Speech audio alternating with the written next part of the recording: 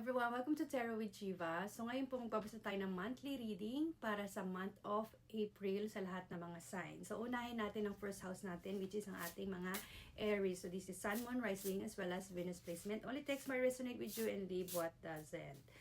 So April 9 po, papasok si Mars, planet Mars, or si God Mars sa bahay ni Aries. So, ang ibig sabihin po nito para sa mga Aries sign is malakas ang iyong energy, no? Pwede mo itong gamitin para sa proyekto or kaya mag-fitness. And April 15, nandyan si Venus, papasok sa bahay mo din, no? Ang ibig sabihin nito is medyo malakas ang iyong charisma, no? Especially kapag ikaw ay nandoon sa relationship, malakas ang iyong charisma. At kung single ka naman, no? Maganda itong i-take advantage mo yung mga panahon na to kasi malakas ang iyong charisma during this Venus enters Aries. Opo. And then April 17, nandyan si Moon. New Moon in Aries din. Wow, this is about reset, no? Reset button na. Kumbaga green light mo na para sa yung Aries, no? Sa April 20 naman, nandyan si Mars ulit. Miss is trine Uranus, no? So, this is about opportunities. So, ayan yung astrology Aries. And let's move to our tarot reading. Tignan natin yung energy at kung ano mga maaaring opportunity para sa iyo.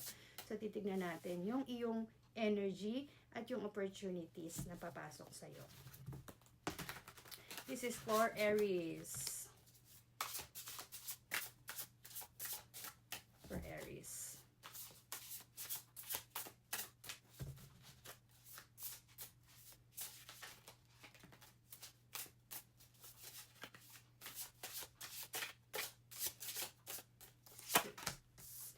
So, you have the Ace of Swords. Wow.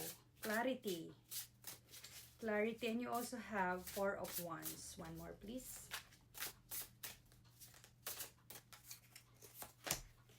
And you have the Nine of Swords. Okay. You have Ace of Swords, no? So, maganda. May clarity ka. Maganda rin to.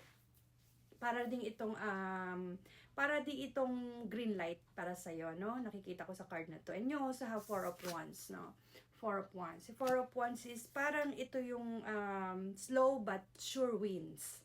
No, slow but sure wins ka dito. Kasi fire din ito eh. And then you also have the opportunity, you have the Nine of Swords. Mag-ingat ka lang sa masyadong pagiging agresibo sa trabaho, no?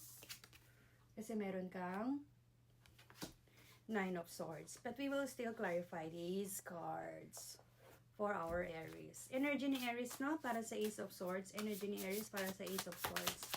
Energy ni Aries para sa Ace of Swords. Ace of Swords, Aries, please. Energy, please.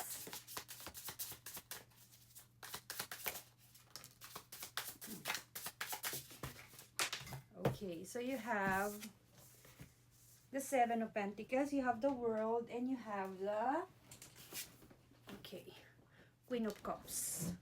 Okay, no, sa iyong energy, wow, meron kang progress for this month, no, sa iyong career. May growth ka naman sa iyong relationship, sabi ni Seven of Pentacles. And meron kang the word, no, completion, parang ito yung completion mo eh, no, kasi nga, may green light ka, may clarity ka. And then you have the Seven of Cups, which is emotional maturity, no? Nag-matured ka na. Ito yung energy mo for the yung Ace of Swords. May clarity ka na, meron ka ng growth sa relationship, may completion ka na, which is pwede ka na mag-start, no, sa iyong new beginning, no? Clarity yung mental, no? Straight and may clarity. Okay, and then yes, emotional maturity, which is good for you, no? Maganda. And then, let's clarify naman ang iyong Four of Wands para sa ating mga Aries. Four of Wands para sa ating mga Aries. Four of Wands for Aries, please. Two more, please. One more, please.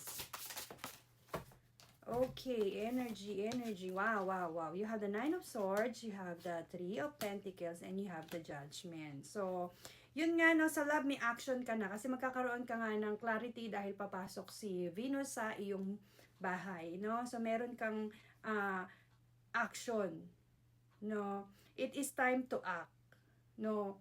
Sa iyong, parang sa iyong sariling speed, no? Kasi parang nandito na yun, nandun ka na sa direction mo, alam mo na yung direction mo, no? Focus ka na sa direction mo, may speed, no? May ambitious ka. And then you have also the Three of Pentacles, which is about skills and development, no? When it comes to career, sa love naman, para siyang teamwork, no? Yan. And then you have the Judgment as well. No, ang energy mo dito para kang nag-renew ka, nag-awakening ka, parang itong parang rebirth or transformation, no? Which is maganda. This is your time to start. No? This is your time to start, slow but surely wins, no? Kahit sinasabi dito na sa iyong Nine of Swords na mabilis yung iyong takbo, no? Make sure lang na kailangan sure ka. Sure ka din. Sure ka, no? Especially when it comes to your love or relationship, no? Just kalmahan mo lang. Kailangan daw is slow but sure movement. Wow, that's a nice energy for you, Aries. So, okay, let me clarify naman ang opportunities for Aries. Opportunities for Aries dahil meron kang Mars na magcha-trine sa Uranus or magta-trine sa Uranus siya. So, maibig sabihin may opportunity ka in April. But let me see.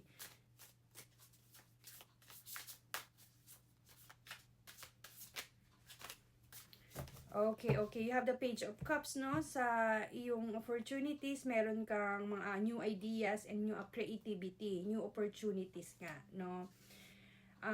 Ingat ka lang na maaari, no? Kasi you have the Page of Cups, so maging masyadong immature and parang insecurity na rin, no? At pagiging agresibo.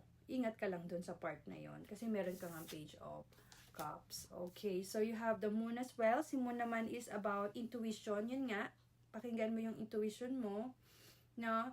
Yung maging flexible ka sa mga decision mo, no? Para pumasok yung opportunities, para talagang ma-absorb mo yung mga opportunities mo, Aries. Yes, looks good naman lahat.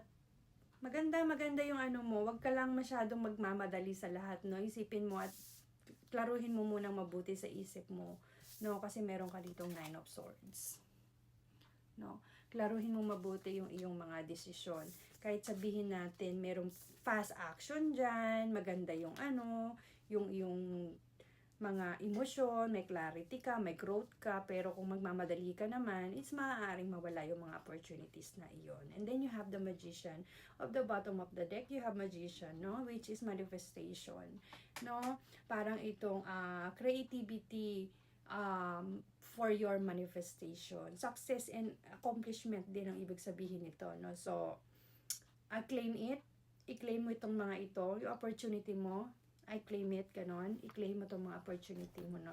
Ito sa iyo. So, let me give you some cosmic energy card to close your reading for today. Once again, this reading is for the whole month of April po, no? Okay. For Aries, energy for Aries, main energy for Aries.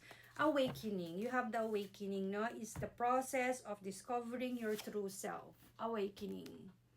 Okay, so that's your reading, Aries, and see you in my next video.